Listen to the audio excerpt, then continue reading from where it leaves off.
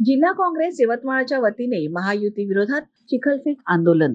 जिल्हा काँग्रेस यवतमाळच्या वतीने दिनांक 21 जून 2024 ला सकाळी 11 वाजता राज्य व केंद्र शासनाच्या शेतकरी, कष्टकरी, दलित, अल्पसंख्याक, महिला, युवक तसेच गरीब व सामान्य जनतेच्या विरोधी धोरणाविरोधात संविधान चौक, यवतमाळ डॉक्टर बाबासाहेब आंबेडकर यांच्या पुतळ्याजवळ जुन्या बस स्टँड जवळ चिखलफेक आंदोलन करण्यात आले. राज्यातील व केंद्रातील भारतीय जनता पक्षाचे सरकार हे शेतकरी, कष्टकरी, दलित, अल्पसंख्याक, महिला, तरुण, गरीब व सामान्य जनतेच्या विरोधातील आहे.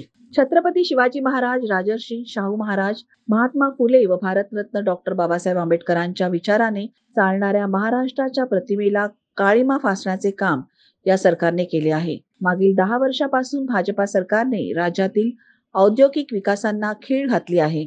सरकारी नोकर भरती केली जात नाही. स्पर्धा परीक्षा वेळेवर घेतल्या जात नाहीत.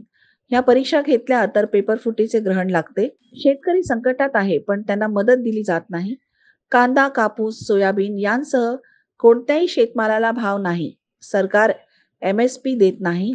कठीण काळात जनतेला मदत करण्याऐवजी सरकार जनतेचे भीषण आणि आर्थिक पिळवणूक करत आहे.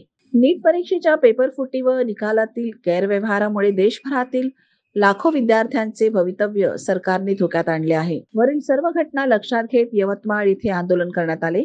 या आंदोलनाकरिता सन्माननीय माजी नगरसेवक, नगरसेविका, युवक काँग्रेस, महिला काँग्रेस, सेवादल, NSUI तसेच सर्व आघाड्यांचे सन्माननीय अध्यक्ष व पदाधिकारी तसेच कार्यकर्ते उपस्थित होते.